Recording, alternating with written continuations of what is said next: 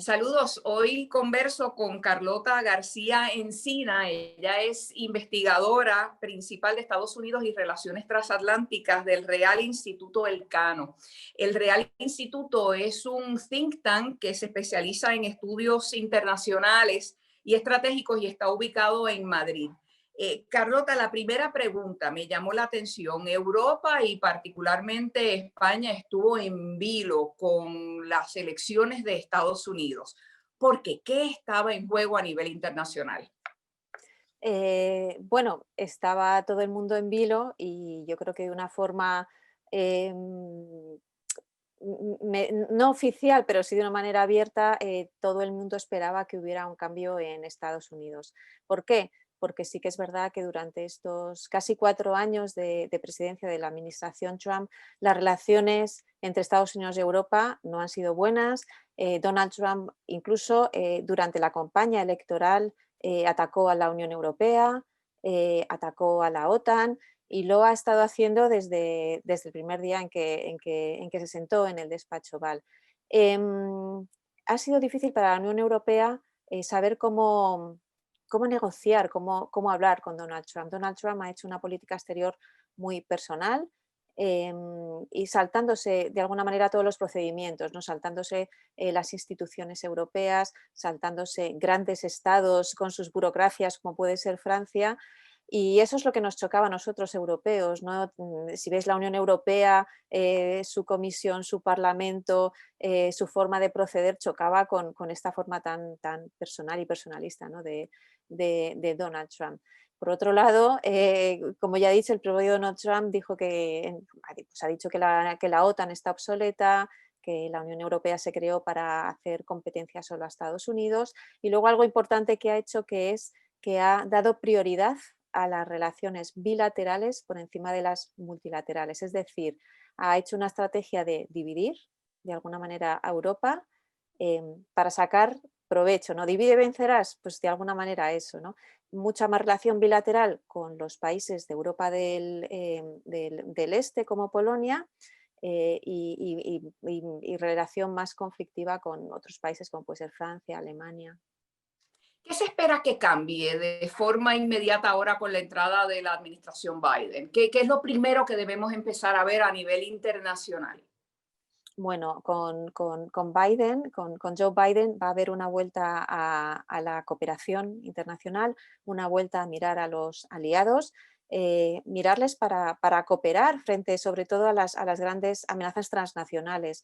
Cambio climático, Joe Biden ha dicho que va a volver al Acuerdo de París, la lucha contra la pandemia, la búsqueda de una vacuna. También Joe Biden ha dicho que va a volver a cooperar con los demás a nivel mundial, ¿no? Con todos los países para luchar contra ello. Y yo creo que ya es un buen signo, ¿no? Aparte que con Joe Biden vuelve otra vez a tener un protagonismo el Departamento de Estado, que ha quedado muy mermado, muy apartado de la política exterior. Por lo tanto, vuelven todos esos profesionales que conocen el mundo, que han negociado durante mucho tiempo con todos los países en varios ámbitos, y yo creo que ya eso es un buen síntoma. Eso es muy bienvenido, pero no tenemos que olvidar que el mundo ha cambiado demasiado, demasiado estos 4 años. Eso te iba a preguntar. Quisiera que me dibujes el contexto internacional, porque por un lado el Estados Unidos que vuelve al redil no es el mismo Estados Unidos de hace unos años. Ujú. Incluso no podemos olvidar que 70 millones de norteamericanos votaron por la plataforma de Trump y el Partido Republicano, que básicamente es una plataforma que yo le llamo la plataforma de los ismos, ¿no? El Ujú, nativismo, el aislacionismo y el proteccionismo. Así que ujú. en ese sentido, mi pregunta es, ¿cuánto margen de verdad tendrá una administración Biden para ser un jugador en esas esferas internacionales del clima, el comercio, etcétera? ¿O será más bien un cambio de tono? En realidad, ¿qué es lo que vamos a ver a nivel de sustancia? Bueno, yo creo que hay dos elementos importantes. El primero, como te he mencionado antes, el mundo ha cambiado mucho. Ahora el mundo es una competición geoestratégica entre dos grandes polos, Estados Unidos y China, donde Europa está tratando de asomar la cabeza, ¿no? Y de ser un actor internacional, impulsado sobre todo por Donald Trump y por la pérdida de liderazgo, ¿no? De Estados Unidos en el mundo, ¿no? Pero están los populismos, están los nacionalismos, no solo en Estados Unidos. Están estas grandes crisis transnacionales como el cambio climático, como la pandemia, como las disrupciones tecnológicas, como las grandes migraciones. Es decir, es imposible volver a hace 4 años, ¿no? Por lo tanto, yo creo que Joe Biden hará estos primeros pasos, vuelta a París, vuelta a hablar con los aliados europeos, intentar de buscar una solución con Irán, pero no basta con volver, tiene que volver y dar un paso más. Y otra cosa importante que tú has mencionado, uno de los legados, de las consecuencias más negativas de la presidencia de Donald Trump es la pérdida de confianza en Estados Unidos. Y los resultados, es decir, esos 70 millones de norteamericanos que han apoyado a Donald Trump, hacen pensar a los socios, y en concreto a los europeos, que a lo mejor en el 2024 va a haber otro cambio. Y si hay otro cambio, ¿cómo sabemos que los acuerdos a los que se ha llegado entre el 2020 y el 2004 no les van a volver a dar una vuelta, ¿no? A dar un revés? Por lo tanto, yo creo que eso es lo principal, ¿no? Joe Biden lo primero que tiene que hacer es recuperar la confianza y también la confianza en el propio sistema de Estados Unidos. Es decir, que si Estados Unidos apuesta por el cambio climático es algo que va a ir al medio y al largo plazo, no que en el 2024 va a venir un presidente republicano, por ejemplo, o el propio Donald Trump y va a volver a salirse del Acuerdo del Clima de París.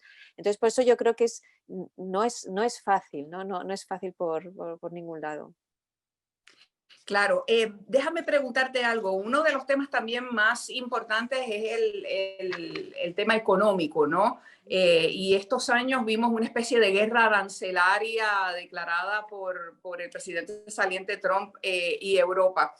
¿Qué se puede esperar de la administración Biden? ¿Verdaderamente un cambio significativo? Porque hay que recordar que él también hizo campaña montado en una plataforma de Buy American. Y aquí quiero hacer la acotación de que para Puerto Rico hay algunas personas que piensan que esto puede ser importante porque el Buy American puede abrir un espacio para que, por ejemplo, la industria manufacturera, farmacéutica vuelva a la isla. Así que en ese sentido vemos con mucho interés cómo se va a mover este aspecto de económico, del comercio y la inversión. ¿Qué piensas tú? Bueno, yo creo que, como tú has dicho, otra de las cosas importantes que que ha dicho Donald Trump es hacer saltar por los aires todos los conceptos previos que había de proteccionismo, de comercio libre, de inmigración. Ahora se ven de otra manera. El proteccionismo ya no es esa palabra que podría chirriar, ¿no?, en los oídos en Estados Unidos. Hillary Clinton en el 2016, durante la campaña electoral, incluso cuestionó ella misma el Tratado Transpacífico y ella misma lo estuvo negociando durante la época Obama. Es decir, que ya esa idea de proteccionismo, de pensar en los propios trabajadores norteamericanos, de mirar a ver con más cuidado esos acuerdos comerciales, ya estaba presente en el 2016. Y esa narrativa sigue presente en el Partido Demócrata. Lo que ha hecho Donald Trump es imponer también sus aranceles y su proteccionismo tanto a enemigos como a amigos. Y yo creo que aquí va a estar la diferencia. En este caso, Joe Biden es verdad que tiene el Buy America, ese Build Back and Build Back Better, va a estar muy centrado en Estados Unidos. Recordemos que también Estados Unidos está pasando por una crisis económica, una crisis de la pandemia y va a estar muy centrado a nivel nacional. Pero yo creo que en el caso de los aliados europeos se va a hablar, se va a renegociar esos aranceles. Él hace mucho hincapié en Joe Biden en volver a reunir a todos los aliados, ¿no? A llevarse bien para hacer frente a los nuevos retos. Quiere a los europeos para hacer un frente común contra China. Por lo tanto, yo creo que con Europa va a renegociar y desde luego todo el tema del proteccionismo se va a rebajar bastante. Con China, sin embargo, él ha dicho que va a ser duro con China y ahí será mucho más competitivo, ¿no? Tendrá que diferenciarse con Trump, tendrá que ser un poco más sofisticado, ¿no? Buscar una estrategia más sofisticada que le diferencie de Trump, pero seguirá siendo duro con China. Pero yo creo que la principal diferencia es que Biden sabrá diferenciar entre amigos y enemigos y Trump no diferenciaba. Todos eran igual, ¿no? Claro, hablando de amigos, una de las cosas que también, o uno de los ámbitos donde también se espera que Biden restablezca otra vez relaciones o minimice tensiones, es con la relación del Tratado del Atlántico Norte, ¿no? Ujú, La OTAN, ujú. que esto es hasta cierto punto un legado histórico de diferentes generaciones. ¿Qué se puede esperar verdaderamente? O sea, una vuelta al trabajo del organismo multilateral, una vuelta a la democracia. Vamos a ver un Estados Unidos tratando otra vez de volver en términos militares, quizás con la anuencia de Europa. ¿Qué debemos esperar en ese ámbito estratégico defensivo? Bueno, yo creo que Biden quiere volver a liderar, él lo ha dicho, quiere volver a liderar como liderar en el mundo, ¿no? Él suele decir que el mundo no se gestiona solo y tiene que haber alguien que le gestione, que mejor que Estados Unidos. Pero va a liderar con herramientas como la diplomacia, quiere liderar, dice, con el ejemplo de la democracia, por eso quiere sanar su democracia y luego quiere liderar cooperando con el resto de los aliados. Es decir, no vamos a ver un Estados Unidos más militarista ni con operaciones en el exterior, sobre todo que sean largas, indefinidas y con un coste importante, porque los norteamericanos hace mucho tiempo que han dicho que eso no están dispuestos a pagarlo.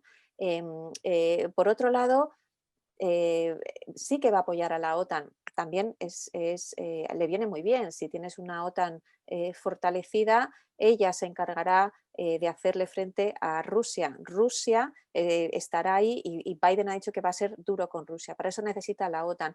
Ha dicho que va a invertir en OTAN, en disuasión en OTAN, justo en la parte más oriental que está frente a Rusia y eso le interesa. Pero no vamos a ver una vuelta a un Estados Unidos más militarista, ¿no? Va a liderar mucho más con la democracia, con la diplomacia. Ha afirmado que durante su primer año va a hacer una cumbre de democracias. Quiere aunar, poner juntos a todos estos grandes países, a todos los países que pensamos más o menos de forma igual, tenemos valores, tenemos principios, para poder hacer frente, como he dicho antes, a esos grandes problemas transnacionales. Otra cosa es la autonomía estratégica de Europa, ¿no? Este es un concepto que ha salido, que está emergiendo en Europa, ¿no? La idea de que Europa sea un actor internacional independiente, estratégicamente independiente, que nunca lo ha sido.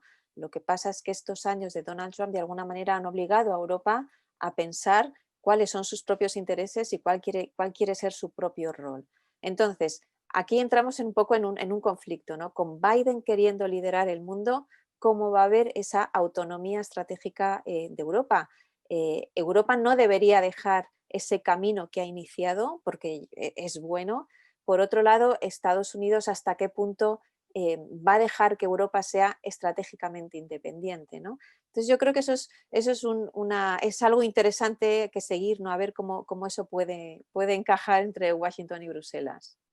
Eso es sumamente interesante y me lleva a un punto al que quería preguntarte. América Latina, el Caribe, siempre han Ujú. sido trastiendas tradicionales o digamos el área histórica de acción, de influencia de los Estados Unidos. En los últimos años hemos visto una presencia renovada de Europa a nivel económico, a nivel diplomático. Y en los últimos años en el Caribe hemos visto una presencia de China a Ujú. nivel de inversión, a nivel de comercio importante.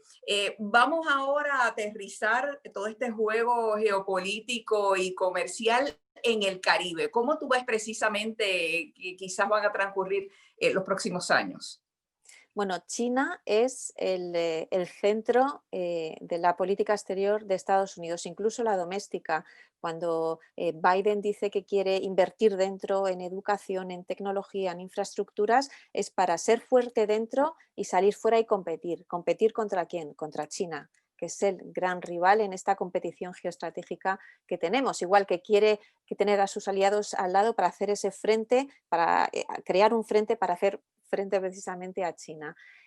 América Latina hace tiempo que no es prioritaria en la agenda de política exterior, también por lo que va sucediendo por el mundo. Yo creo que es desde 2005 Estados Unidos no tiene un plan hacia la región integral. Sí que es verdad que está el tema de México, está Cuba, está el tema de Venezuela, está el crimen organizado, pero nunca ha habido un plan integral. Ahora tenemos una situación en la que China ha ido incrementando su presencia en América Latina. Por otro lado, el peso económico de Estados Unidos en la región ha ido disminuyendo. Tú misma lo has dicho, está Europa y está sobre todo China. También en el caso de la tecnología Huawei, ¿no? De la 5G, la administración Trump ha presionado mucho, ¿no? Entonces ahora, para Joe Biden, China seguirá siendo el centro. Puede que ahí también América Latina tenga un renovado protagonismo. No creo que sea prioritario en la agenda, pero principalmente porque también Estados Unidos tiene que recuperarse de una crisis económica y de una pandemia. Y quiere volver a hablar con los aliados europeos, pero va a estar ahí. Desde luego el hecho de que China esté tan presente en América Latina será prioritario. Y lo mismo que hemos dicho antes, la política de Joe Biden será una política de valores y de principios, como él mismo ha dicho, y lo mismo será hacia la región de América Latina. Por lo tanto, esa política exterior tan personal, de intereses personales que ha llevado a cabo Donald Trump, ya no la veremos. Veremos otro tipo de política, otro tipo de maneras de hacer política exterior en América Latina y quizás en el fondo también habrá un cambio. Me llama la atención una frase que dijiste ahorita, que mencionaste, la falta de confianza, ¿no? Una especie de ruptura de la confianza en estos años. Te quiero preguntar cómo ha visto Europa este proceso electoral en Estados Unidos, donde hasta cierto punto hay un presidente que se niega a aceptar el resultado y que está cuestionando la limpieza del proceso. ¿Cómo lo ven ustedes desde acá? Eh, yo creo que a nivel de opinión pública hay mucha incredulidad, ¿no? Lo que vemos de Estados Unidos es y ha sido una gran democracia, un gran país, un líder internacional. Gracias a Estados Unidos se salió de la crisis financiera de 2007-2008. Gracias a Estados Unidos se han resuelto muchos conflictos en el mundo. No hay conflicto que se haya resuelto sin Estados Unidos y tampoco sin Estados Unidos con otros aliados, pero siempre está ahí. Por lo tanto, este espectáculo que hemos visto ha dañado muchísimo la imagen de Estados Unidos, sobre todo en la opinión pública, ¿no? Que piensa qué está pasando ahí, ¿no? Qué pasa con las instituciones. Luego, a nivel de gobiernos, evidentemente se respeta, no va a haber ningún tipo de injerencia ni comentario, se respeta igual que si hubiera ganado Donald Trump. Pero bueno, estos días, esta semana de inquietud, ¿no? Porque en un primer momento, el miércoles se pensaba que Donald Trump estaba más cerca de la presidencia que Joe Biden, luego las papeletas iban contando y la carrera iba cambiando y en cierta manera yo creo que en Europa se sentía cierto alivio, ¿no? Pero hay incredulidad y hay cierto temor, ¿no? Por el sistema, por la democracia, y igual que dice Joe Biden, si queremos liderar con el ejemplo, primero hay que sanar la democracia dentro, es decir, esas instituciones, esas tensiones, el propio presidente de Estados Unidos, el propio presidente que está sentado en el despacho Oval, está renegando del propio sistema que le ha llevado ahí, ¿no? Yo creo que eso es lo que más sorprende. Lo que deberíamos hacer también es separar, yo creo que es lo que es la imagen de Donald Trump de todo lo demás. Al final ha habido un gran ejercicio de democracia. Han votado casi 150 millones de norteamericanos.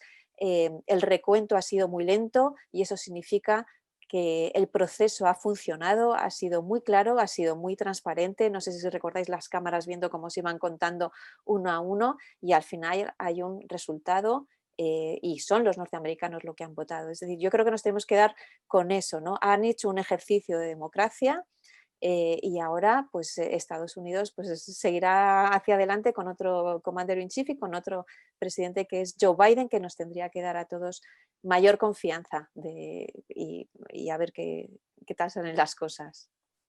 Mencionaste la importancia de Estados Unidos en la solución de la última crisis económica global. Ahora estamos enfrentando una coyuntura muy similar con una pandemia y una crisis económica también a nivel internacional. La vuelta al redil de Estados Unidos, ¿qué avenidas abre para el manejo a nivel global de la pandemia, a nivel de sanidad y Ujú. luego a nivel económica, porque sabemos que tiene que haber una respuesta contundente a nivel global con lo que ha pasado?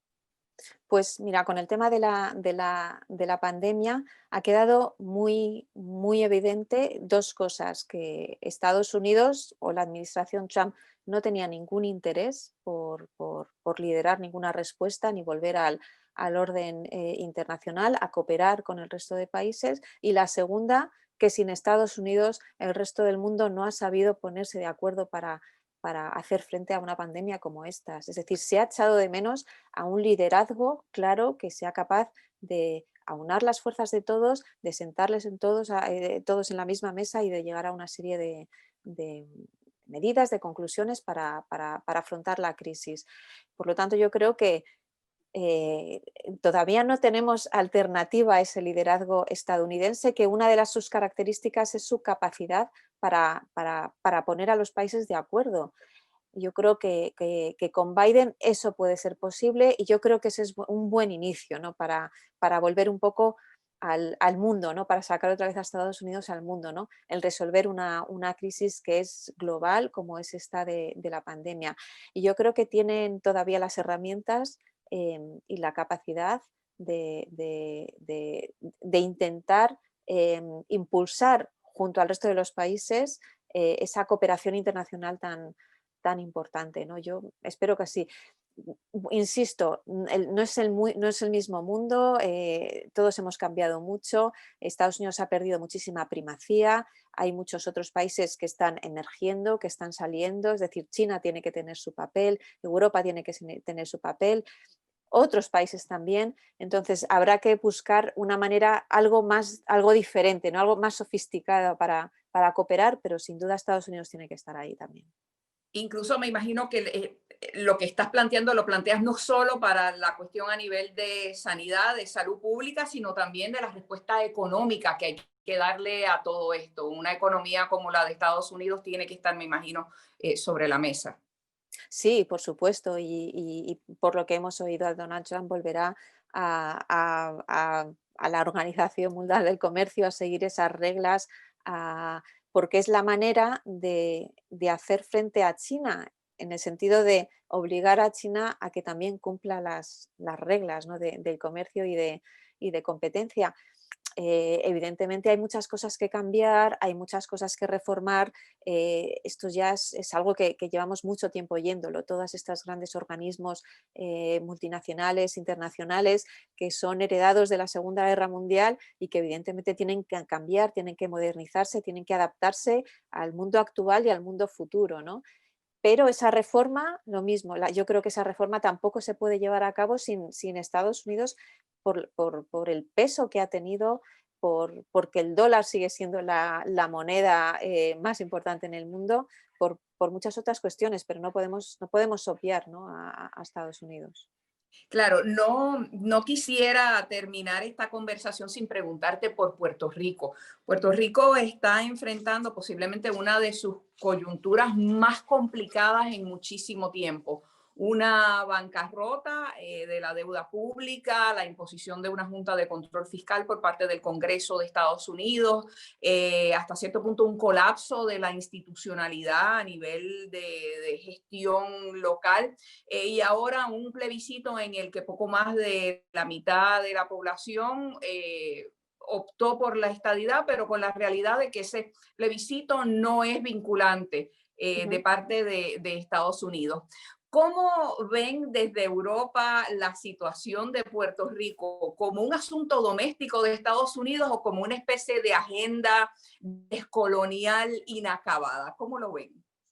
Bueno, Puerto Rico, yo creo que se ve como una situación independiente, ¿no? Que muchas veces no se liga directamente con todo lo que estamos oyendo que pasa, ¿no? Dentro de Estados Unidos, pero al mismo tiempo sabemos este deseo, ¿no? de Puerto Rico de quizás ser el estado número 51 de Estados Unidos.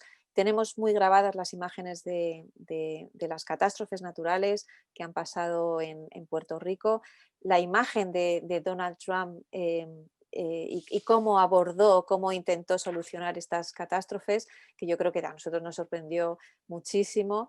Y yo creo que hay un deseo, ¿no? Por parte de Europa que los puertorriqueños de alguna forma puedan reivindicarse, ¿no? Puedan reivindicarse en el propio Congreso de Estados Unidos, en el Senado y hacer oír su voz. Se ha hablado mucho de los puertorriqueños ahora con el tema del voto latino, de la importancia del voto latino ahora en estas elecciones. Vamos a ver qué pasa, ¿no? en el Senado, si cae en las manos de los republicanos o de los demócratas. Si cae en manos de los demócratas, hay ideas de impulsar muchas reformas, ¿no? Pues que Washington DC sea un nuevo estado, el tema de Puerto Rico, el tema del filibuster, es decir, yo creo que hay una agenda importante que puede favorecer mucho a Puerto Rico. Yo creo que Joe Biden también, en ese deseo de fortalecer interiormente al país, incluye también el tema de Puerto Rico, y vamos a ver si el Senado cae en las manos demócratas para poder impulsar toda esa agenda, ¿no? Yo creo que el principal problema que va a tener en el corto plazo es saber si tiene el Senado, ¿no? de su parte para impulsar todo esto, pero yo creo que también puede ser una baza importante, ¿no? para Puerto Rico, para hacer oír y hacer ver mucho más sus problemas y sus reivindicaciones en Estados Unidos y, por qué no, también en el resto del mundo. Pues muchísimas gracias por este tiempo, Carlota. Sé que has estado ocupadísima estos días y has estado en el centro, yo creo que de muchas conversaciones, así que te agradecemos muchísimo el tiempo que nos has brindado para esta conversación. Muchas gracias. Muchas gracias a vosotros. Un abrazo.